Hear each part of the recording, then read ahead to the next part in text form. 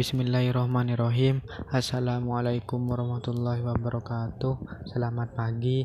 Kami dari kelompok 6 akan mempresentasikan tentang layanan khusus dalam pendidikan inklusif, terapi okupasi, terapi bermain, terapi musik, dan fisioterapi. Sebelumnya, kami akan memperkenalkan para pemateri. Pemateri yang pertama saya sendiri, Jatmiko Prasetyo Sudahri. Pemateri kedua, Syamsul Arifin. Pemateri ketiga, Nurul Izati. Pemateri keempat, Novi Indah Puspitasari. Pemateri kelima, Alia Tufailah. Pemateri keenam, Ira Miftahur Rohmah. Pemateri ketujuh, Siti Fatimah. Bismillahirrahmanirrahim. Terapi okupasi. 1. Pengertian terapi okupasi. Terapi okupasi adalah terapi untuk membantu seorang menguasai keterampilan motorik halus dengan lebih baik. Terapi okupasi dilakukan untuk membantu menguatkan, memperbaiki koordinasi dan keterampilan otot pada anak autisme, dengan kata lain, untuk melatih motorik halus anak. Terapi okupasi bukanlah terapi kerja atau vocational training, tetapi terapi okupasi memiliki keyakinan bahwa dalam pemberian terapi yang berupa aktivitas bertujuan untuk meningkatkan penampilan dan prestasi manusia, mencegah disfungsi fisik, mental, dan sosial. Jadi, pengertian dari okupasi secara global adalah pemulihan terhadap individu dengan menggunakan aktivitas yang memiliki tujuan yang sesuai dengan kebutuhan tiap individu. 2. Tujuan terapi okupasi. Tujuan yang pertama adalah menciptakan kemampuan pasien dengan menciptakan kondisi tertentu agar dapat berhubungan dengan orang lain. Yang kedua, membantu memberikan suatu dorongan emosi secara wajar. Yang ketiga, membangkitkan kemauan dan motivasi pasien. Tujuan yang keempat, menemukan kemampuan kerja bagi pasien yang sesuai dengan bakat dan minatnya. Tujuan yang terakhir adalah mengumpulkan data untuk menentukan diagnosis dan penetapan terapi yang lain. Assalamualaikum warahmatullahi wabarakatuh. Saya akan menjelaskan tentang proses terapi okupasi di RSJ. Penilaian yaitu seseorang terapis dapat memperoleh pengertian tentang bagaimana pasiennya sehingga dapat digunakan untuk membuat sesuatu keputusan dan mengonstruksi kerangka kerja. Perawatan yaitu formulasi rencana pemberian terapi, implementasi terapi yang direncanakan, menilai terapi yang diberikan, dievaluasi. Evaluasi yaitu suatu tahapan yang menentukan apakah pasien biasa melanjutkan vocational training atau pulang. Selanjutnya di sini di poin C, jenis aktivitas terapi okupasi. Di antaranya yaitu aktivitas latihan fisik untuk meningkatkan kesehatan jiwa, aktivitas dengan pendekatan kognitif, aktivitas yang memacu kreativitas pasien, training keterampilan terapi bermain. Lanjut di poin D, tugas terapi dalam memandu aktivitas terapi okupasi. Di antaranya ialah motivator dan sumber penguatan, yaitu dengan memberikan suatu dorongan dan meningkatkan motivasi pasien dengan memberikan sesuatu penjelasan tentang kondisi pasien tersebut, manfaat aktivitas yang diberikan, dukungan serta meyakinkan sebuah kesuksesan pada pasien. Guru, yaitu seseorang terapi dapat memberikan pengalaman, keahlian, dan keterampilan yang telah ia peroleh dan dapat menciptakan serta menerapkannya pada pasiennya. Model sosial yaitu seseorang terapis dapat memberikan contoh perilaku yang dapat ditiru oleh pasiennya melakukan bermain peran. Dengan begitu pasien dapat meniru perilaku yang didemonstrasikan oleh terapis. Yang terakhir, konsultan yaitu seseorang, konsultan yaitu seorang terapis harus memiliki suatu program perilaku yang menentukan respon terbaik dan pasiennya. Seseorang terapi dapat bekerja sama dengan pihak keluarga dalam perencanaan tersebut. Demikian dari saya, kurang lebihnya mohon maaf. Wassalamualaikum warahmatullahi wabarakatuh. Assalamualaikum warahmatullahi wabarakatuh. Di sini saya sebagai pemateri ketiga akan memaparkan materi tentang pengertian dan fungsi bermain. Pengertian terapi bermain. Bermain menurut Hughes, seorang ahli perkembangan anak, dalam bukunya Children Play and Development mengatakan bahwa permainan merupakan hal yang berbeda dengan belajar dan bekerja. Suatu kegiatan bermain harus ada 5 unsur di dalamnya, antara lain mempunyai tujuan, yakni untuk mendapatkan kepuasan, memilih dengan bebas atas kehendak sendiri, tidak ada yang menyuruh ataupun memaksa, menyenangkan dan dapat menikmati, menghayal untuk mengembangkan daya imajinatif dan kreativitas, melakukan secara aktif dan standar. Hetherington dapat mendefinisikan permainan adalah suatu bentuk aktivitas yang menyenangkan yang dilakukan semata-mata untuk aktivitas itu sendiri, bukan karena ingin memperoleh suatu yang dihasilkan dari aktivitas tersebut. Fungsi permainan ada 3. Yang pertama, fungsi kognitif permainan yang membantu perkembangan kognitif anak. Dengan melalui permainan, anak akan lebih mudah menjelajah lingkungan serta mempelajari objek-objek yang ada di sekitarnya dan memecahkan masalah yang dihadapinya.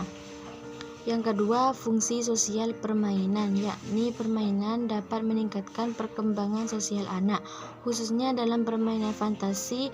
Dengan memerankan suatu peran, anak belajar memahami orang lain dan peran yang akan ia mainkan di kemudian hari setelah tumbuh menjadi orang dewasa. Yang ketiga, fungsi emosi permainan memungkinkan anak memecahkan sebagian dari emosinya, belajar mengatasi kegelisahan dan konflik batin, karena permainan memungkinkan anak melepaskan energi fisik yang berlebihan dan membebankan perasaan-perasaan yang terpendam. Kurang lebihnya mohon maaf. Wassalamualaikum warahmatullahi wabarakatuh. Bismillahirrahmanirrahim. Assalamualaikum warahmatullahi wabarakatuh. Baik, di sini saya akan menjelaskan tentang pola-pola bermain. Pola-pola bermain itu ada 2, yaitu pola bermain pada masa bayi dan masa anak. Yang pertama yaitu pola bermain pada masa bayi. Pola bermain pada masa bayi yaitu yang pertama, sensomotorik, merupakan bentuk permainan yang paling awal dan terdiri dari tendangan, gerakan-gerakan mengangkat tubuh, dan lain-lainnya. Yang kedua yaitu menjawab. Dengan berkembangnya koordinasi lengan dan tangan, bayi mulai mengamati tubuhnya dengan menarik rambut, mengisap jari tangan ataupun jari kaki, memasukkan jari ke benda-benda sekitarnya. Dan yang ketiga yaitu meniru, mencoba untuk menirukan orang yang ada di sekitarnya, seperti halnya membaca majalah, ayahnya membaca koran, dan yang lainnya. Dan yang keempat yaitu berpura-pura. Selama tahun kedua, kebanyakan anak banyak memberikan sifat kepada mainannya, seperti sifat yang sesungguhnya. Misalnya, boneka yang berbentuk hewan diberikan sifat yang seperti hewan yang sesungguhnya. Mobil-mobilan dianggap seperti orang ataupun mobil itu sendiri. Dan yang kelima yaitu permainan. Sebelum berusia 1 tahun, anak mulai bermain dengan orang yang ada di sekitarnya, seperti permainan celuba yang bersama dengan kakeknya, orang tuanya, kakaknya, dan yang lain. Yang keenam yaitu bayi senang dinyanyikan, yang berupa hiburan. Bayi itu sebenarnya senang dinyanyikan, diceritai, dan dibacakan dongeng. Namun, anak kebanyakan bayi itu lebih suka untuk mendengarkan, seperti mendengarkan radio, televisi, dan yang lainnya. Dan ada pula bayi yang suka melihat gambar seperti itu. Dan yang kedua yaitu pola bermain pada masa awal anak-anak. Yang pertama yaitu bermain dengan permainan, bermain dengan mainan. Pada permulaan masa awal anak-anak, bermain dengan mainan merupakan bentuk yang dominan. Yang kedua yaitu dramatisasi. Sekitar usia 3 tahun, dramatisasi terdiri dari permainan dengan meniru pengalaman-pengalaman hidup. Kemudian anak bermain dengan pura-pura dengan temannya seperti polisi dan perampok dan sebagainya. Yang ketiga yaitu konstruksi. Anak-anak mulai membuat bentuk-bentuk dengan balok-balok, pasir, lumpur, tanah liat, plastisin, dan lain sebagainya. Dan yang keempat yaitu permainan. Dalam tahun keempat, anak mulai lebih mempunyai permainan yang dimainkan bersama dengan teman sebayanya daripada orang-orang yang dewasa. Seperti itu. Dan yang kelima yaitu membaca. Anak-anak senang dibacakan dan melihat gambar dari buku yang sangat menarik. Misalnya dongeng ataupun dengan buku yang banyak gambarnya seperti itu. Dan yang keenam yaitu film, radio, dan televisi. Anak-anak jarang melihat bioskop, malah tidak ya.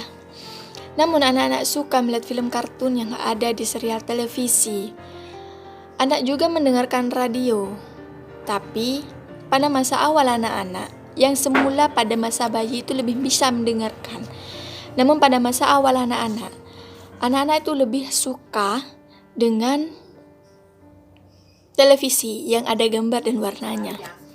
Dan yang keempat yaitu pengaruh aktivitas bermain. Yang pertama yaitu perkembangan fisik. Yang kedua yaitu dorongan berkomunikasi, penyaluran bagi kebutuhan dan keinginan, sumber belajar, rangsangan bagi kreativitas, perkembangan wawasan diri, belajar bermasyarakat dan bersosialisasi, belajar bermain sesuai dengan peran dan jenis kelaminnya, dan perkembangan ciri kepribadian yang diinginkan. Hal ini bisa dilihat dari hubungan dengan anggota kelompok teman sebaya dalam bermain, belajar bekerja sama, murah hati, jujur, sportif, dan disukai orang. Mungkin hanya itu yang bisa saya paparkan pada kesempatan kali ini. Kurang lebihnya saya mohon maaf. Wassalamualaikum warahmatullahi wabarakatuh. Semoga bermanfaat. Assalamualaikum warahmatullahi wabarakatuh. Saya pemateri kelima akan membahas tentang metode terapi musik. Yang pertama, memainkan instrumen. Dengan teknik memainkan instrumen, ada beragam golongan yang dapat dicapai pada umumnya. Penulis memberikan kesempatan kepada klien untuk mengeksplorasi alat musik sebelum memberitahu atau menanyakan nama alat musik tersebut. Selain menambah pengetahuan akan alat musik, klien juga dapat bebas memainkan instrumen dan dapat memberikan pengalaman sukses.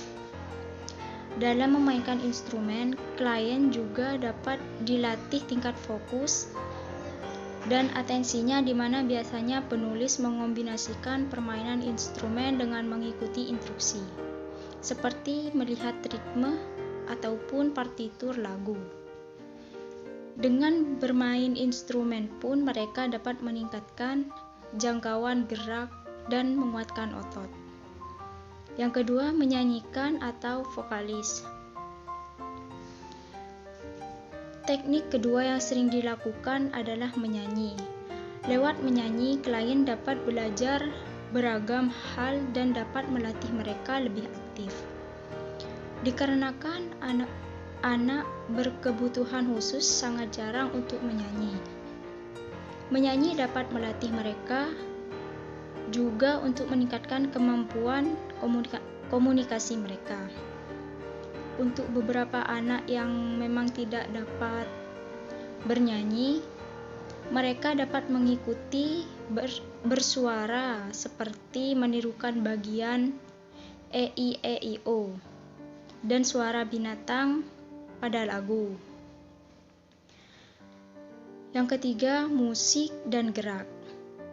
Untuk anak yang masih tergolong kecil dan mereka yang sangat aktif, teknik musik dan gerak merupakan teknik yang sangat disukai. Lewat teknik ini, walau sebenarnya membawa kesenangan kepada mereka, mereka juga belajar melakukan aktivitas-aktivitas motorik dan mengenal beragam jenis aktivitas. Dalam teknik ini, mereka juga berlatih kemampuan koordinasi mata, tangan, juga mengarahkan gerak. Yang keempat, permainan musikal. Permainan musikal dapat membantu klien untuk meningkatkan kemampuan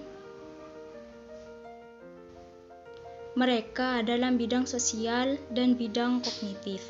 Dalam permainan musikal, mereka biasanya andil dalam permainan di mana harus menunggu giliran dan juga memimpin dalam jalannya permainan.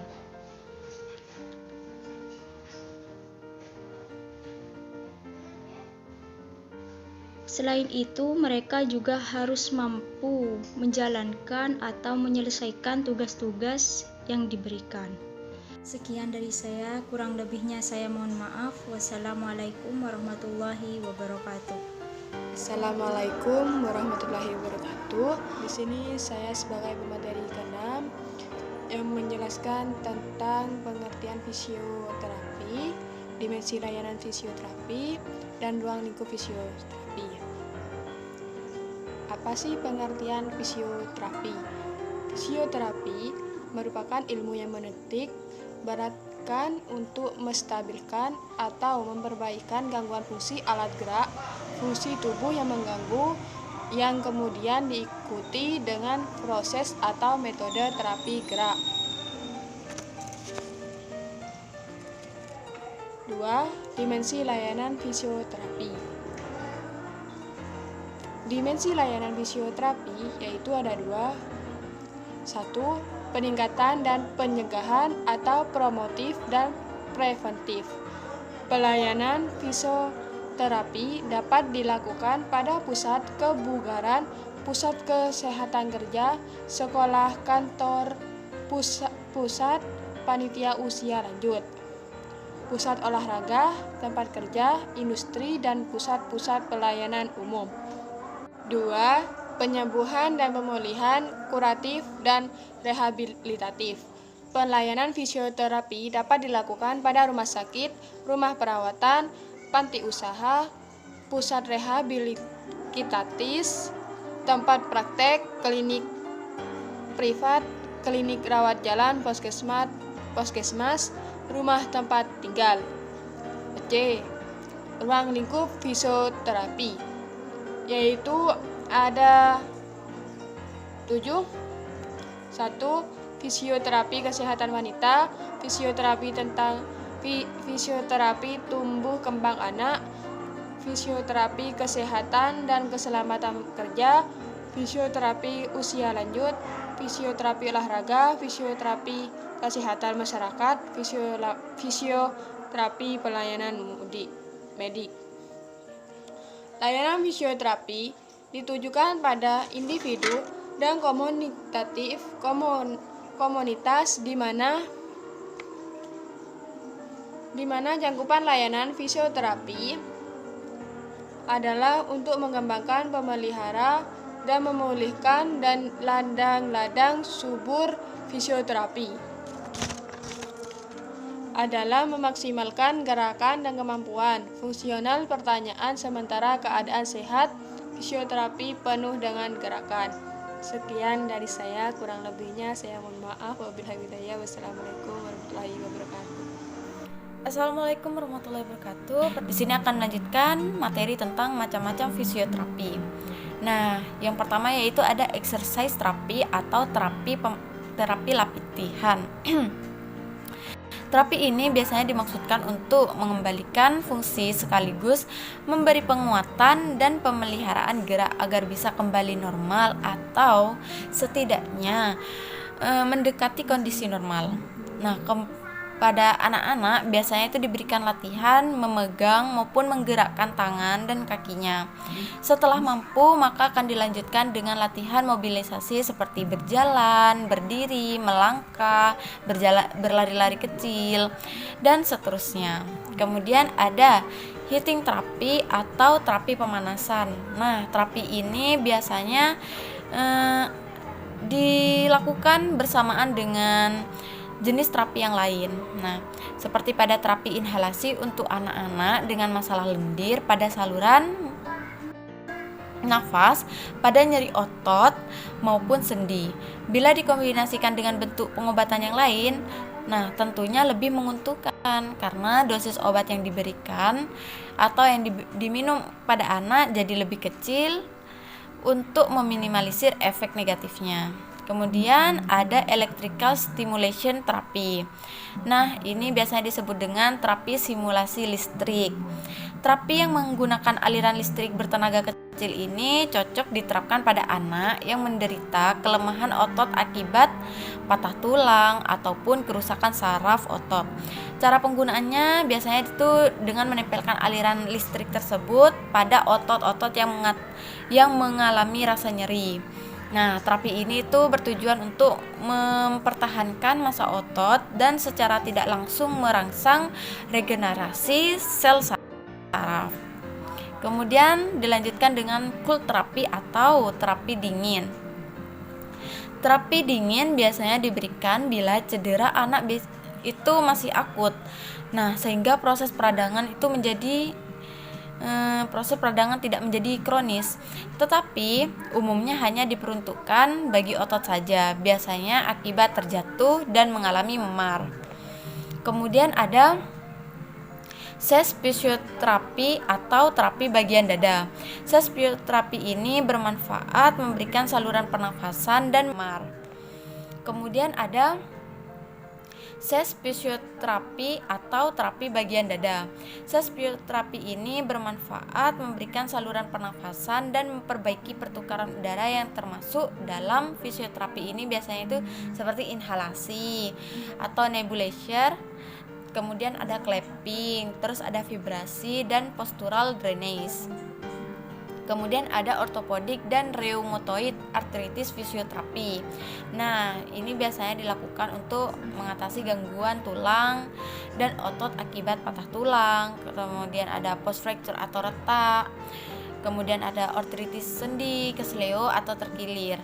Nah, biasanya fisioterapi rheumatoid arthritis ini dilakukan pada anak yang dengan keluhan kaki bengkel atau mengalami gangguan sendi. Terapi ini dilakukan pada anak biasanya usia 4 sampai 5 tahun. Nah, ini tergantung pada bagian mana yang terserangnya. Kemudian yang terakhir yaitu ada hidroterapi atau aquatic terapi. Terapi ini itu menggunakan air, berguna bagi anak-anak yang mengalami gangguan, terutama gangguan gerak akibat spastisitas, misal pada anak CP atau cerebral palsy. Sedangkan pada anak yang terlambat berjalan, tentu sebelum terapi itu biasanya dievaluasi dulu, baik dari usianya, terus tingkat kemampuannya, tingkat kesulitan yang dialami oleh anak tersebut. Baik, mungkin segitu yang bisa kelompok kami sampaikan, semoga bermanfaat. Kurang lebihnya kami mohon maaf. Wassalamualaikum warahmatullahi wabarakatuh.